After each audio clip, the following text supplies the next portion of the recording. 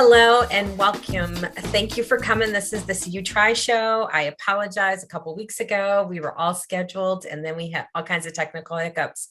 But I am so happy to I'm Karen Sims with the Trauma and Resiliency Initiative, and I am so happy to have this conversation about children's mental health. It is Mental Health Awareness Month. Many people know that about May. And last week was sort of the week that is widely recognized as Children's Mental Health Awareness Week. And so I'm lucky to have Regina Kreider and Christine Herman, and I will let them formally introduce themselves to talk about this really important topic. I will say my always forever caveat is the views and the opinions of our guests are their own, so they can say whatever they want. And not that they're going to say anything radical and controversial, but I always like to do that small disclaimer. And now it's time for introductions. Who would like to introduce themselves first? I know, like I could go by my boxes and Regina first, but I don't know how you want to do it. I want Regina to go first. Okay. Thank you. So I'm Regina Kreider, and I am the director of the Youth and Family Peer Support Alliance. And we're located here in Champaign County, specifically in Rantoul. And I am the mother of a child who I have navigated. Do you want to add anything else, Regina? As far as what? Like, anything else that you want to tell us about yourself? You've been doing this work for a minute. I think that that's a really interesting and relevant work. And also you do a lot of advocacy work, both locally and nationally on behalf of children's mental health. So I'm doing your whole commercial bio and pitch, right? Okay, well, I was going to say some of that. I've been navigating systems for my daughter for over 20 years. And I am on several committees, national boards, state boards, providing support and bringing family voice at the table around children's mental health, systems of care, values, and principles. I'm the director of the Alliance. Like I said, I've been there since 2014. And I've just really have been an advocate for families for a lot of years now, especially in the Champaign-Urbana area. Thank you so much. All right. Well, I am Christine Herman, and I am the Bureau Chief of Behavioral Health for Healthcare and Family Services. So that's the Medicaid state agency. So we oversee all of the Medicaid services that are provided throughout the state, including physical health, mental health, dental, vision, whole array of services that we offer to Illinois citizens. In my role, I am over the behavioral health services, so mental health services, substance use services. I've been at this work for 20 plus years now. My main focus in my career has been children's mental health services. So I am absolutely thrilled to be here today. I have had the wonderful honor and opportunity to work with Miss Regina Kreider for too many years to mention now.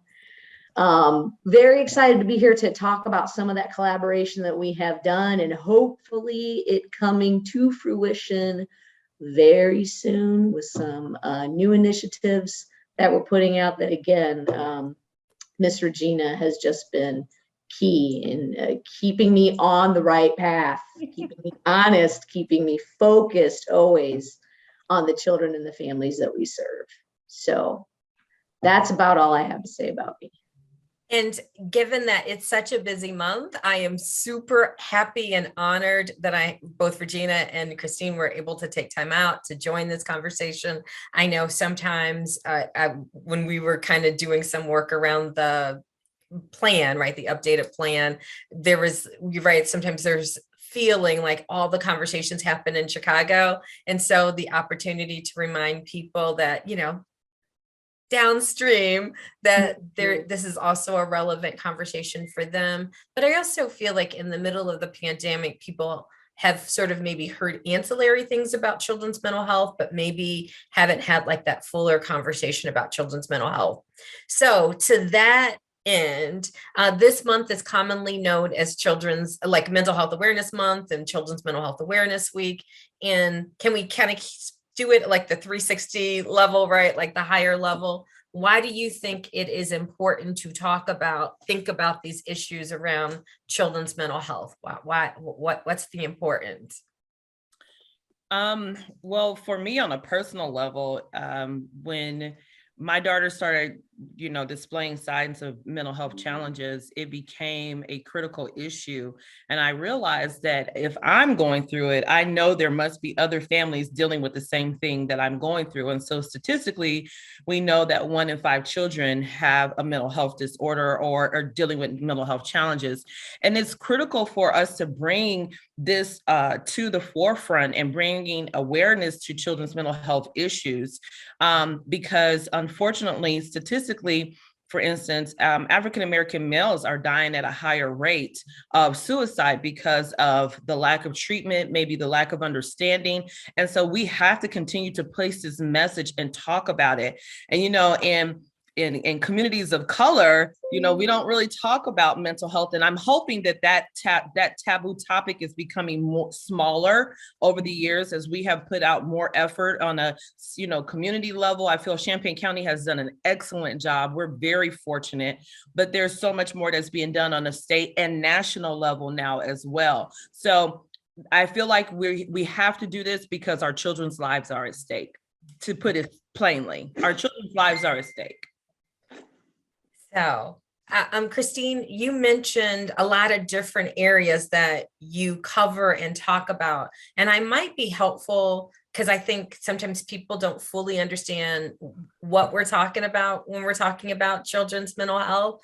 Can you talk about maybe how, or if you, right, like what is included in that area? What are we, is it addictions? Is it, what is all physical health issues? What all, when we think about children's mental health, what are we talking about? Just so that everybody can be on the same page. Yeah, it's such an interesting question because I think that the topic is so broad that sometimes it is difficult to narrow it down. So I would say that children's mental health, encompasses all of their well-being, right? From the time that they are infants through school into adulthood. There's some key areas that you want to think about, children feeling safe, right? So at the get-go, do I feel safe? If they feel safe, they are more likely to have fewer mental health issues as they are growing up.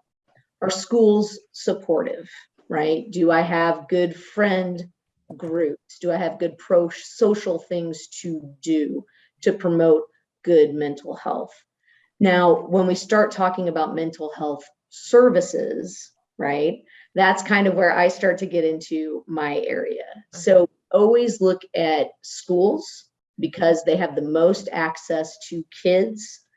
We are starting to look at the primary care setting, right? So when you go in to see a PCP, right, because all kids get, child visits, immunizations, those kind of things that they should get. Educating PCPs, primary care physicians, pediatricians, on noticing the signs that there might be something starting, right? So let's start looking at a screening and saying, hey, we think there might be something going on. And either being able to treat that right then, give parents good advice on, hey, we're seeing some things, here's some things that you can do, or being very adept at getting a referral to somebody who specializes in whatever issue might be coming up in that screening, right? So that's sort of the primary prevention piece.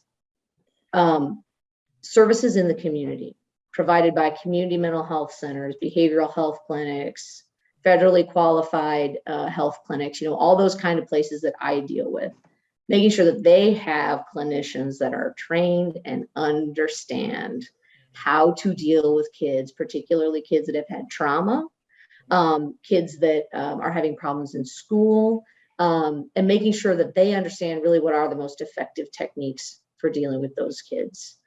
And all of that I want to do and I want to promote because I want to get kids before they start having real issues in school, before they start going into the ER because they had a crisis, before they start going into a psychiatric hospital because, now nobody knows what to do, right? So that's kind of the trajectory we're trying to stop, if that makes sense. No, it completely makes sense. Regina, I see you nodding. And before I chime in, because you know I'm like always No, curious. go ahead. Go Um, ahead. but it sounds like your focus, like disease model, period, right, is if we can treat, if we can identify a problem early, we can maybe stop some harm or complexities, because like any untreated issue or need grows exponentially. And I know, and we could talk a little bit about this, like I know that there was a recent recommendation that we should start screening children as young as 8 for anxiety. And is that the kind of thing that you're hoping for, is that we that we start to look and explore these kind of needs much more often? And so that would be like maybe even a message for parents, like when you see something early that looks different, that is a sign of some symptoms of unwellness, folks should start to like, okay, I love that. And then if schools and doctors are working together to do some early screening, is there research that says that it works well? Are there models of people who are doing this? You know, I can imagine it does, but are we looking at other places that have done this physician provider connection well? Okay. So we've mostly looked at it through the PCP screening lens and looked at what some other states have done that has been really effective in identifying kids early. Okay. So, we've looked at like a Jersey model and a Massachusetts model. The connection between schools is a little bit newer, but we are working with some national folks to help us out with that as well. Wow. Okay. So know that you want to tell people are doing this, and we want to strengthen what we're doing locally to be aligned with what we've seen happen well in other places. That is super exciting. And I know we're going to talk about some other initiatives. Regina, I saw you nodding. So what were you thinking? No, I was just in agreement with what Christine was saying about really doing all of that work that we can do ahead of time of early identification, the various touch points where families are coming into contact, and not just one, usually being the school, but now expanding it to the primary care physician, but also the work that we do, also expanding that as to what's happening within the communities, because we're that when PCPs are closed, when schools are closed, the community is still open. And why that's so important for, our work and what we do, whether it's the work that you're doing at CU Tri or the work we're doing over at the Alliance with peer support and advocacy and that type of thing. And just being able to work all of those pieces together to keep our kids at home, at school, and in the community. That is our goal across the board. And I believe that that speaks to all three of our different areas in which we work. Wow. So can we go? I'm going to have us do one like off ramp, just because I think it could be helpful. So for a while, we've been talking signs and symptoms. And I heard someone mention this, is that a lot of times that seems like we're talking about mental illness. I know, Christine, you were hinting at mental health. So maybe just because people don't know what mental unwellness looks like in children, can we just talk about, like, if I'm a parent sitting at home, or a teacher or person in a faith community or in the community, what would I be looking for in children in terms of signs of mental unwellness? I can just talk about from my experience in what happened with my daughter. I have 2 children, and so there's a significant difference in age. They're 6 years, and so I had experience with one, and he was pretty easygoing, met all of his benchmarks, all of his milestones. I was getting his well baby checks, I was getting his developmental checks, all of those good things that you're supposed to do. And then when I had my daughter, I could tell that there was just something different about her, but I wasn't quite sure what it was. And so I just kind of kept my eye on it. And I was taking her to her well baby checks, and I kept saying there's something different, but she was meeting her milestones. It wasn't until she got ready to go to school that I recognized that there was some things that were missing. One, her gross motor skills were underdeveloped, her fine motor skills were underdeveloped, and she was kind of socially awkward. So I was like, okay, that's different. I thought maybe she was just really shy. And then she would have these severe meltdowns if she couldn't get what she wanted. But I just thought that it's because she was kind of strong-willed, like that expression, she took a licking and kept on ticking, type deal. But so I got some things in place for her early on at school. I went to the school and say, hey, these are the things I'm concerned about.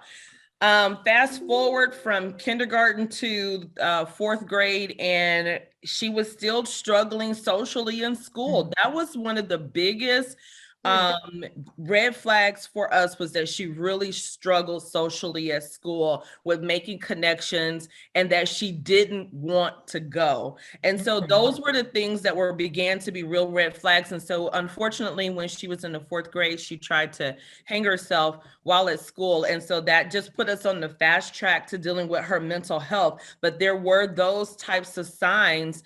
There wasn't any severe acting out at school, but there was a lot of school avoidance. And usually I have found that is a place where a lot of parents will see behaviors crop up, is either at school with a lot of school avoidance, or a lot of behaviors in school that parents report that they don't see at home. And so those to me are bad red flags. So when we talk about behaviors, we're talking about constantly being sent to the office, saying that they're too talkative, won't stay in their seat, they can't focus, they're not organized. They're having, like with my daughter, like I said, she would have these severe meltdowns, but once again, I thought it was just because she couldn't get her way. Later on, I find out it was anxiety. Yeah. And I didn't know what anxiety looked like in a 7-year-old. And so what we learned over the time is that just paying attention to those behaviors. And if something just seems a little off and it doesn't make sense, keep looking for help, keep seeking out those answers. That's what I did with my daughter. Wow. So thank you for sharing. And I'm hoping there's a family out there that says, rather than, and we'll talk a little bit about the stigma, but you're like, hey, when it feels off, when something doesn't, or I'm concerned, it's okay to be concerned. And it doesn't mean that your child is broken or damaged or whatever. It just means, like, if they weren't breathing well, I would hope we'd go get them care for their asthma. If you feel like it's off, that you want people to get care. Absolutely. And to add to that, Karen, what I also tell parents is that even if you're not quite sure, because I know that there's a lot of stigma that goes along with labels, I tell parents all the time, you don't have to accept any label. You don't have to accept anything. I said, just take your child, get an opinion, and then do with that information as you please. It's your choice what you do with it. Me personally, it was empowering, because I'm like, okay, I didn't miss the mark on this. There was something amok. I just didn't have a word for it. I couldn't explain it. It was different from all of the other kids that we had raised in the family. She was just different. And so it just showed up differently. But I knew as a mom instinctively that there was something different. And that wasn't, and I didn't feel bad about it. I think I felt more bad for her because there was another diagnosis. And this is something that I feel is really strongly about. And I've shared this with you about my personal story that I was very angry about, actually, was that even though I was taking her to all of her doctor's appointments and getting those milestones, my daughter was diagnosed as being autistic when she was 14. That should have been caught way earlier. Unfortunately, African-American children are not diagnosed with autism as frequently probably as they should be. Oftentimes our kids are diagnosed as being ADHD, ADD, ODD, anything that ends in a D versus autism. And so we didn't get that diagnosis until she was 14. And so we had a whole big gap of time and services where she could have gotten help that we didn't. Yeah. And I'm imagining, Christine, that some of your work is around provider education, increasing provider capacity, because if providers don't know what to look for a lot of different reasons, things get missed. Am I correct? That is absolutely correct. And that's why one of the areas that we're focusing on is that screening. and helping doctors understand, Regina, just what you were saying, even if somebody's meeting all of their milestones, what else is going on that we need to be paying attention to? And it sounds like that piece is what really got missed. Now, the good thing is that, in the last several years, we've come, I think, a long way when it comes to recognizing autism, diagnosing it early, and then having some better services available for children at an earlier phase so that we can have better outcomes for them. So that's one area I'm hopeful about at this point. Wow. All right. So provider education, family education, teacher education. Right. Part of, and that is the whole point of the month, right? To increase education and information in the hopes that we can reduce stigma so that, I guess, right, fewer kids are hurting for a long period of time and end up in bad places because they don't get the care and support they need. So that's sort of the wish. Maybe we can now redirect the conversation to talk about things that are local. So I can hear in multiple places and spaces, right, when we think broadly across the nation that the state of children's mental health is a crisis, right? Like lots of people are writing. The Surgeon General released a report in the fall, right, that children have really struggled. Can you both talk about what people are talking about? What does that mean? Or children, because some parties at home saying, yeah, those kids out there are badder than ever. They don't listen, they're disrespectful. Is that what we're talking about? Or is there something else that people are talking about when they say that the state of children's mental health is a crisis? I think that we're talking about something totally different. Than those bad kids who just don't listen anymore. Than those bad kids, air quotes. Yeah, we're talking about something totally different. We're talking about kids that are super sad. We're talking about kids that are feeling extremely anxious. We're talking about kids that are suicidal and having suicidal thoughts. We're not talking about, what we consider typical, teenage behavior or middle school behavior. That's not what we're talking about. We're talking about kids that are hurting and feeling hopeless, kids who are extremely anxious and don't know what anxious is, and they're depending on the people that are around them, the adults around them, to help them to identify that. So we're talking about something extremely different than just bad kids, mischievous kids, kids that are going through, the natural progression of being a kid. No, we're not talking about the same thing. All right. So, and what's the crisis? For us, the crisis is as a parent and as a provider providing support to families is the lack of services, that there are a lack of a robust service array, because one of the things that's really important is that every family doesn't respond to traditional services. And the traditional services are so overloaded right now because there's not enough people in the workforce. And so there's this huge workforce shortage that we're dealing with as well. So it's the lack of services, lack of workforce, barriers to even getting services and access to services. I'm working with families now who have medical insurance that can't just get into the dentist because they don't have a dental provider in the area, or they're not taking new patients, or they're not taking your insurance, whatever the case may be. So access is a huge issue as well. There are families that are on wait lists for seeing a therapist, for families who do want to go to therapy. Organizations don't have therapists, or therapists are leaving to go into private practice because of the Medicaid billing rates are not what people want them to be, or it's not, they're not getting paid as quickly as they need to, or whatever the cause may be. But those are some of the challenges that families are bumping up against in the community. So, okay, I hear a few things. Christine, what would you like to add? So from your lens and filter, what is the crises when people talk about the crisis in children's mental health?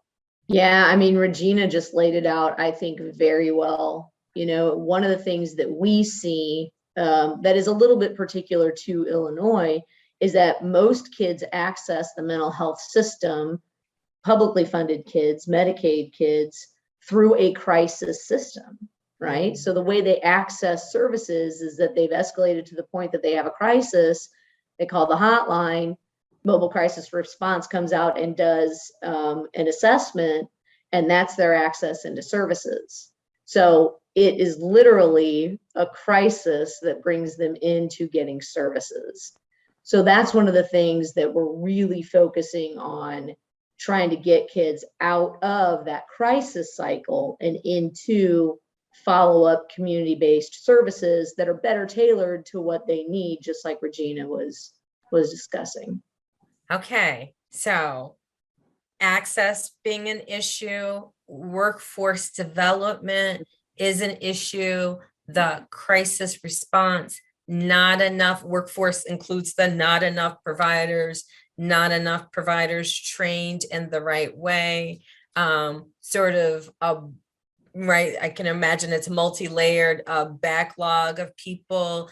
I hear, although you didn't say this, I'm assuming a lack of collaboration, right? Like people like not being an easy web for people to navigate things, sort of being fragmented. So there's creating much more need because there's a lack of collaboration. And then I know that emergency piece was part of the crises. And I don't think that we've had this issue here because I haven't heard multiple tales of that, but I know across the nation, there are stories of children in the ER and not having waiting for 24 hours and not having people who know how to care and respond to them. And I don't like locally, we knock on, as Regina said, knock on wood and plastic or whatever. We haven't had that need in Champaign County, but those are the elements that make for a really fragmented system. Am I correct? Yeah. All right.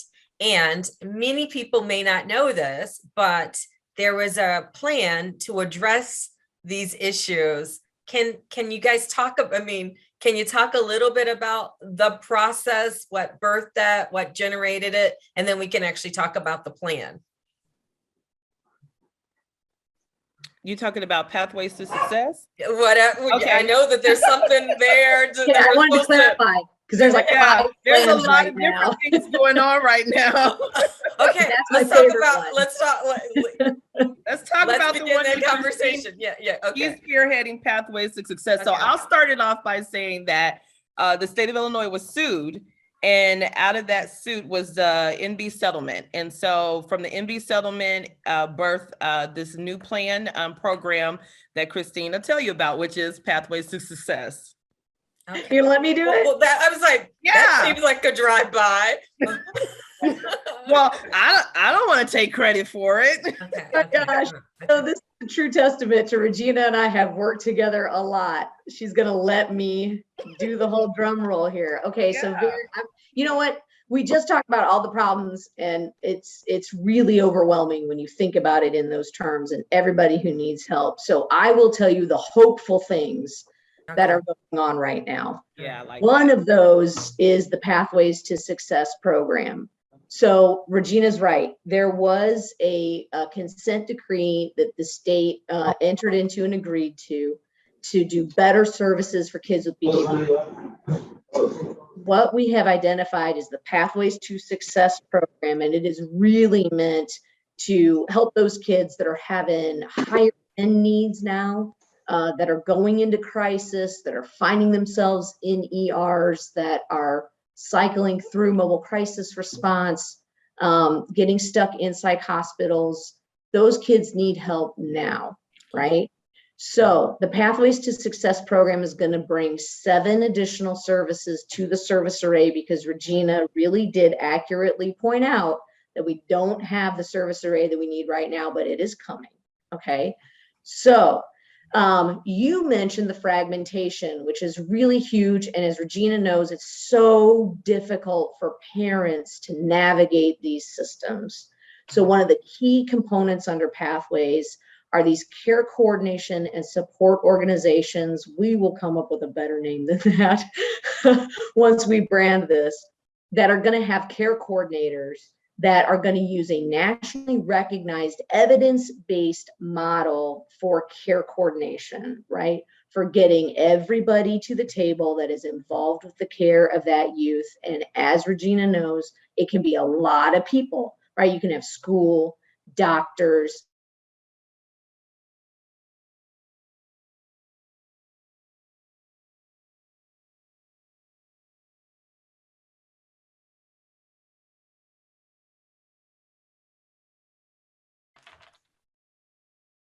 putting together a plan of care that is comprehensive and that really focuses on the behavioral health needs of the individual, but not ignoring the rest of the things like dental, right? I mean, if you've got a kid that's got severe dental issues, that needs to be addressed because that's going to impact their functioning overall. Yeah. Okay, so that is the coordinating piece. Then we're bringing in additional community-based services to keep kids in the home. So intensive home-based services, that is a fancy name for a team of people that go into the home, engage with the family where they live, right? Where these issues are happening, and focus on the behaviors that are most problematic between the child and the parents or within the family, and give people actual actionable tools and then help them implement those tools within the home. We are also going to be offering one of my favorites, family peer support, right? And Regina is really a linchpin in that service and helping us make sure people are trained properly, where you have the caregiver with that, I mean, at the elbow, by your side, kind of support a person who's been there, done that, understands the system, understands what you're going through, and really can kind of normalize what's going on, because families often feel like, I don't know what's going on, something's just wrong with us, everybody else seems fine, but we're not, right? So they're that person that can be that sort of collegial level with them, help them navigate, help them talk to people, help them advocate for the services that they need. We're also going to offer some respite, because let's face it, sometimes people just need a break from each other, right?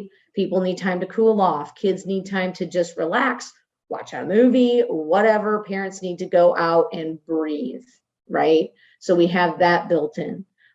Therapeutic mentoring, very key, because it's going to help kids understand those pro-social behaviors that they may not really know how to implement, right? They might not have a lot of friends because frankly, they don't get along very well with people, right? So we've got trained people teaching them skills, very specific skills, taking them out in the community and allowing them to practice with their friends, with adults in that community setting, you know, giving them feedback. So I'm very excited about that. We also have some more flexible dollars that I think are really important. So we've got individual support services, which are things like summer camps, weighted blankets, you know, those kind of tangible things, but that Medicaid doesn't usually cover, but that can really help, you know, gym memberships, you know, I mean, just those kind of flexible things. And then we have a whole other set of therapeutic services that are like equine therapy, which here we are very lucky to have access to some excellent providers. Dance therapy, music therapy, art therapy, you know, those things that we don't traditionally, you know, in the Medicaid world, we don't think of as like, you know, medical services, but no, we can be very, very helpful for families and kids. So we are finishing up right now our application that we have to do. You know, there's always bureaucratic stuff behind the scenes that you got to get done. We're working with the federal government to get the approval for that. As soon as we get that, we are going to be able to start rolling these out. We've got full training curriculum, and we have some additional dollars to support agencies that want to do this work And then also to put towards workforce development, because that is so critical, especially right now, right? It's like, where did everybody go, right? So we've got to have incentives for people to come into this line of work, want to work with families, see the value in this, you know, even if they haven't gone to school and got a bachelor's degree or a master's degree in psychology or social work or whatever, but, you know, hey, they can be a therapeutic mentor and that is valued. They can be family support person and that is valued within the system. So sorry, I know I'm going on and on No, about no, no. I'm I have, just you know, very excited about yeah, it. I hear, and so, right, it was, so work with me, okay. So, sounds like a system of care, right? Um, and I've actually reached out to a couple people to have, like Frank Brider and a couple other people, to have this conversation, because about once, I don't know, a year, twice a year, we get a question that goes like this: Access got X amount of dollars to save Black kids and families, to build a system of care, and there are still problems with youth and families in the community. What went wrong? Period. And then I always say, well, then we also had another Medicaid system of care that came in that no one seems to remember, that also came in, right? And you know, that also came in, but like locally, somehow people act like that doesn't, and they're like, so then people go that it failed. And I say that it wasn't failure, because all of these things were about sort of, as I listen to you articulate what is a part of the plan, it includes more elements. Like, we kind of knew respite, but people didn't really fund it. And we kind of knew therapeutic mentoring, but we didn't really have the funding. And yeah, flex funds were important, but at the end of the day, they really didn't, you know. And so, you know, they were all, it seems like the launch now is far more comprehensive and more resourced. And so rather than sort of doing it patchwork, it seems much more robust, which is what's required. But that's just me. So I'm going to let you guys talk, because I was like, we're back to system of care. How do we articulate that this is, it all matters, that you can't sort of do parts of it and assume it's going to fix the system? Well, let me say this. I was a part of Access. I was a part of the Medicaid one that came through, and I'm still here. And the peer support part was like critical. We talked about it at Access. We talked about it with the other program that we served in. And so I have been in Christine's ear ever since, saying, hey, we got to get peer support. We got to get peer support. So it didn't fail. It just doesn't look the way that people think. This is a heavy lift, and it takes so many pieces that you need the state, I think, to a certain degree, to be behind it, because they're the ones that can pull all of those pieces together. Like when they revamped Medicaid and brought in the managed care organizations to help to bring all of this together in order for this to work. So it has worked. It has just rolled out in different ways, and we're still showing up and doing the work. So I can say that the piece, as far as, like you said, about respite, is in the plan, it's in the program. Therapeutic mentoring is in the plan. Family peer support, it's in the plan. And Christine has seen it come from Access all the way up until where we are now. So she had to have gotten all that good information from somewhere. You know what, That's Regina? what I think. I mean, so well said. And look, I understand, and I think it's a fair point when people look at something and say, you started it and you stopped it, and then you started it again and you stopped it. Why is this different? Let me tell you why. We have an administration right now through the state that is looking at behavioral health in a different lens. Okay, so I don't know if everybody has heard that Governor Pritzker appointed a chief behavioral health officer. That person sits in the Department of Human Services and is responsible for coordinating all of the mental health agencies. And there are many of us to collaborate and coordinate. underneath that, there's a specific Children's Behavioral Health Transformation Initiative, right? So Dana Weiner from Chapin Hall, who I worked with for many years, has been in charge of putting the child serving systems together to collaborate. There is a large sum of money in the budget dedicated to behavioral health, like $2 billion with a B dollars, right? That's laid out in budget initiatives to assist in behavioral health. And the Medicaid state agency is stepping forward with a statewide, federally approved system of care project, right? But it takes, just like Regina was saying, it takes all of the learnings that happened through Access, through the project that was here that I was deeply involved in, and we saw what worked. And we've taken some of that, we've taken all of those lessons learned, and we've put them into this new program. So, you know, you have the force of the administration, you have the state agencies aligning, you have funds available, you have federal authority to do it. It's not a pilot project, it's not a fly-by-night project. And quite frankly, we have the force of a lawsuit behind us, you know. Now, I hate to say it, but, you know, sometimes that's helpful, right? Now, I truly believe we'd be doing this without the lawsuit, but, you know, that just helps keep it on the front burner. So I think for all of those reasons, the criticism is, you know, I can't disagree with it, but I just have to say, you know, there are very solid, specific reasons why this looks different. Wow.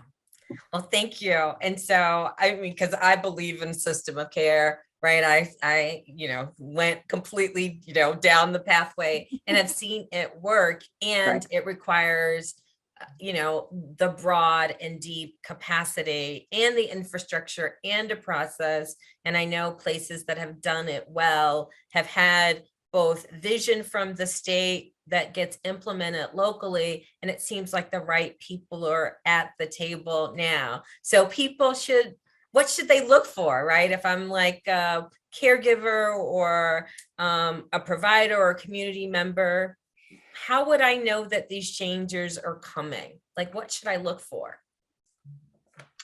That's a really excellent question, and I need excellent advice on getting the word out. I mean, I think forums like this, thank you so much for inviting us. Regina and I have talked a lot about messaging, right? Getting the message out, making sure that it is very clear to families what we are talking about, making sure that we're getting into their networks, Regina being an important one, and Karen also this one as well. And just trying to make sure that we've gotten the word through all of the different channels that are out there. And if we need to create new ones, let's do it. Okay. You know, I mean, really, truly, you know, we're gonna, you know, Regina mentioned managed care. We're gonna rely on our managed care partners because they've got broad reach into a lot of communities, and can also, you know, reach specifically to members, right, who are getting their services, to educate them on this. So there's a lot of work to do to make sure that we've messaged this correctly.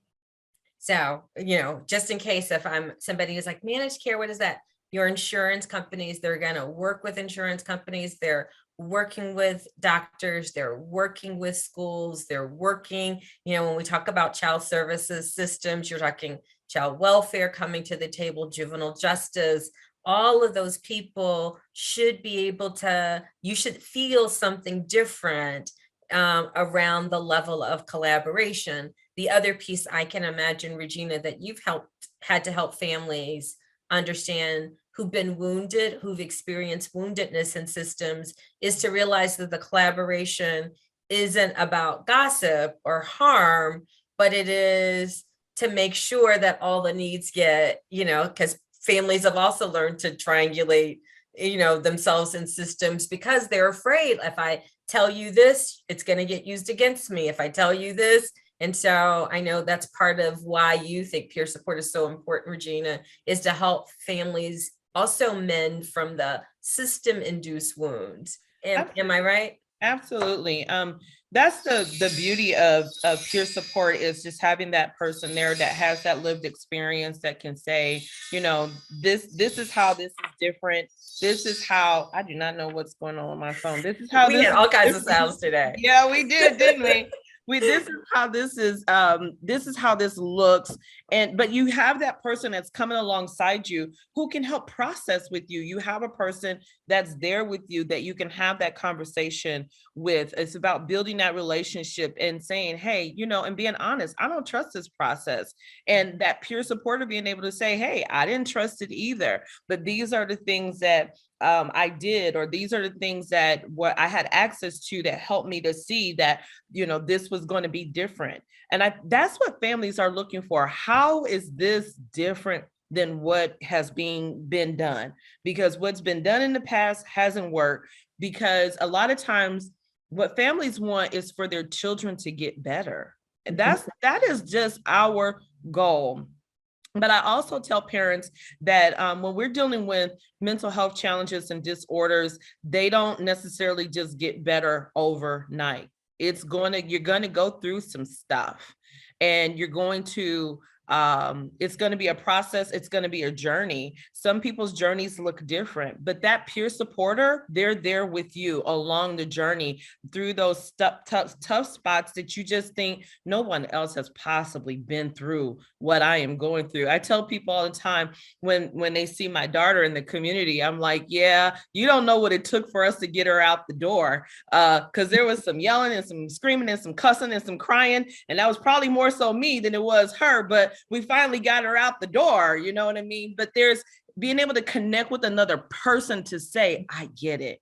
That makes such a big difference in people being able to hear that. So yeah, just knowing that the process is going to be different. It'll look different, but that it's doable. And I really believe in this plan that's being rolled out by the state, or else I would not spend my time. I don't spend time in meetings that are not productive. And I honestly have to say that I have been pleasantly surprised, and I'm extremely encouraged by what's going to come out of the Pathways to Success program. I really, really am.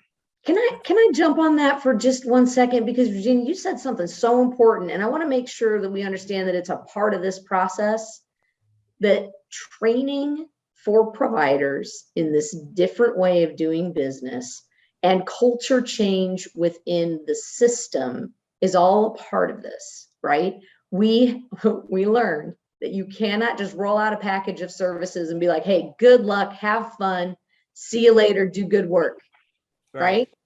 And actually, this is very local because UIUC, right? University of Illinois at Urbana-Champaign, the School of Social Work here has developed the Provider Assistance and Training Hub. It's called PATH.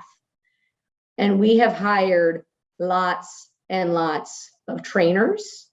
We have hired coaches. We've hired mentors. We have a whole fidelity oversight mechanism through the School of Social Work and PATH. So it's a part of the infrastructure that you have to have when you're going to roll out a statewide system of care that is based on a change in the culture.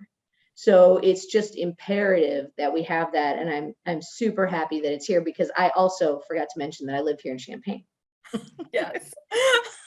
This is my home and I love it. So, right. So right. You invested in the community. I love exactly. Yeah. it. And I also think that what you just offered, Christine, is super important, because that's the other kind of conversation I feel like I end up having a lot in the community, is that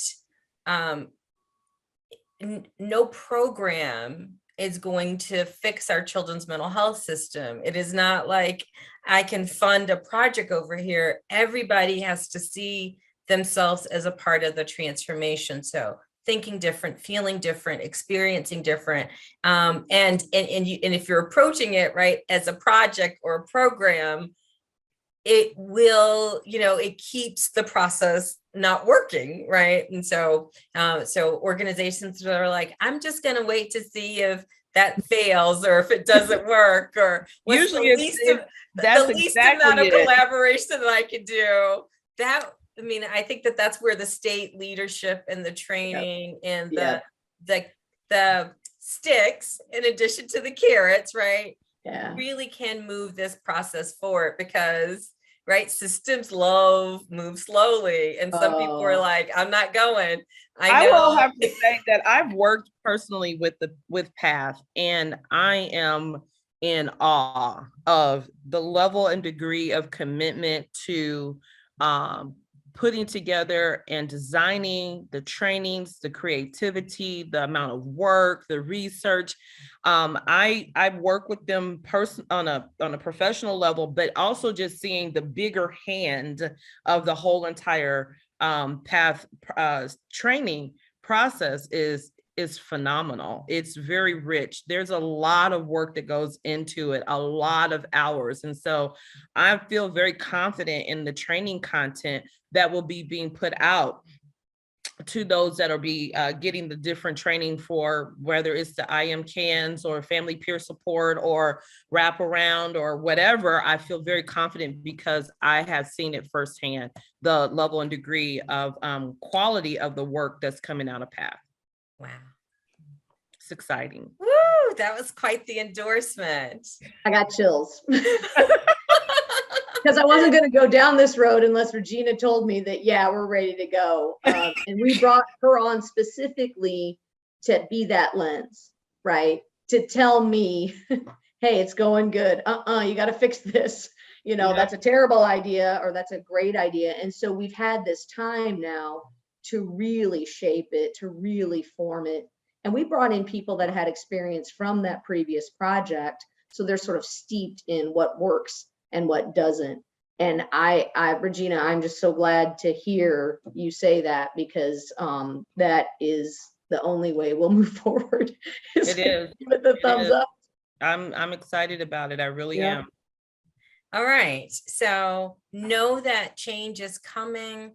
Know that good change is coming, that you are hoping that people will be brand ambassadors. You will be curious, you will look for the plan. And if you are a family member with a child who has some complex or has mental health or unwellness challenges and it isn't feeling well, to be curious, to ask for help, to know that a variety of different things. And although you may not see all of the changes now, they are coming. The other thing I hear, and we didn't talk about this enough, but I know it's a part of several different plans, is the workforce issue.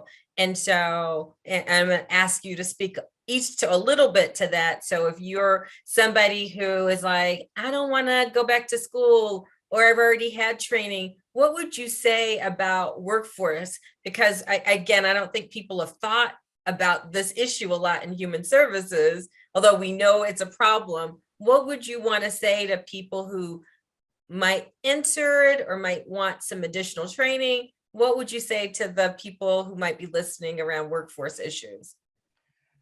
I say go for it. I feel like this is the time that if you're going to be in human services, mental health, social services on any level where we're touching kids and touching families, I think that this is the prime opportunity. There are a lot of initiatives, and I'm very fortunate to be a part of a board, the Illinois Children's Healthcare Foundation, where we have just put out did an RFP with CEBA. Don't ask me the name of what CEBA means because I'm not going to be able to tell you. But in any event, where we are putting out grants that are helping to deal with some of the workforce issues. And this particular grant that we did is to be specific of dealing with providing good supervision for people who are doing the work, because they're not people who are providing clinical services are not getting as great a supervision as they used to, which in turn impacts the quality of the support and services that you're giving to families. And so there are people, organizations, entities out there that are working on the workforce development issue in various capacities. But I would tell anyone that might be even remotely interested in this, get in on the ground level. My particular organization and my field as a peer supporter You just have to have lived experience. You don't have to have a degree. You have to have a high school diploma or a GED to get into the field of peer support. But there is so much to be learned. And we're going to have a lot of peer supporter to fill a lot of different roles. And so this would be a great time for parents who have lived experience to begin to explore what it means to be a peer supporter, being a part of this movement. It's phenomenal. And it's one of the most rewarding jobs you could ever do as a peer supporter. That was beautiful. Christine, do you want to offer anything else? I mean, I couldn't say it any better than that. One of the areas that I want to focus on as well is a clear path, right? From high school into training, and then jobs that are open and people that are hiring. Same thing out of community college, right? Training, and then actual jobs where people are hiring. Because I think one of the things that we have to be really clear about is that there is a pathway for people to make this a career. Yeah. Right? Whether you, like I said earlier, whether you go to school or whether you come out of high school, you've got your GED, there are opportunities. So we are also looking to support providers. Regina was talking about this as well, in hiring folks, right? Bringing them out and making sure that they've got the resources that they need to hire them, to train them, to supervise them. So important. And then getting the word out to high schools, community colleges. I mean, I just went to my niece's graduation and there was about, 100 kids that are graduating with their bachelor's in psychology. I mean, I wanted to stand at the door and hand them my card, you know. Come on. We need There's nothing you can do with that except for to keep going to school. You need to make some money, right? Let's talk. Yeah. And getting those kids as they're graduating and saying, look, there is value in this field and in serving these families, and there's a career ladder, right? You can start here and you can move up. I mean, there's a lot that we need to be doing in that space. And I fully agree. Recruiting family peer supporters is so critical. So critical. Getting that word out now is really critical. So I know we're about to wrap up, and I wanted to know if there are any closing words, but that workforce development issue to me is so important. Just like we've been having lots of conversations about STEAM and STEM careers, I think that we should be thinking about our human service fields as things that you can outsource, that people have various gifts and talents. And then the other thing is, a lot of times people really want to help, but don't realize that if they're not, and I'm not meaning this in a disparaging, but if you're not good trained, or if you're not grounded in sometimes best practice, then sometimes you work harder and not most effectively. And so really being interested in this as a career, like a real, means that you can really have an impact and not just do good stuff. Because given the complexity of some of the needs, I think it's time for us to have people who are committed to do good stuff. So closing words out there before we wrap up. Any final thoughts? My only final thought would be to encourage everyone in honor of Children's Mental Health Awareness Week, which was last week, but Children's Mental Health Awareness and mental health awareness in general, is if you do not have the National Suicide Hotline number in your phone, please save it to your phone. It's 1-800-273-8255. Also, there's the Illinois Warm Line. If you need to, you can put that in your phone. And then there's a crisis texting line, which is you can text hello to 741-741. These are critical numbers that you can have that could be really helpful to save a person's life. Yeah. Anything else? Perfect. Anything else, Christine? Just thank you. Thank you so much for giving us this forum. I think this is a critical topic. I mean, of course, this month we want to bring it to awareness and we want to celebrate and destigmatize, but it is 365, 24/7, being aware of kids and their mental health is critical. for all of us. So just thank you so much. And Regina, thank you for the work that you do and for Always. for Thank training you me so both. well. Thank you you. both for taking time to be here. I know this is incredibly busy and it has just been such a pleasure to have this conversation with you both. So stay productive and well and take care. Thank you. Thank you. Bye-bye. Have a good day.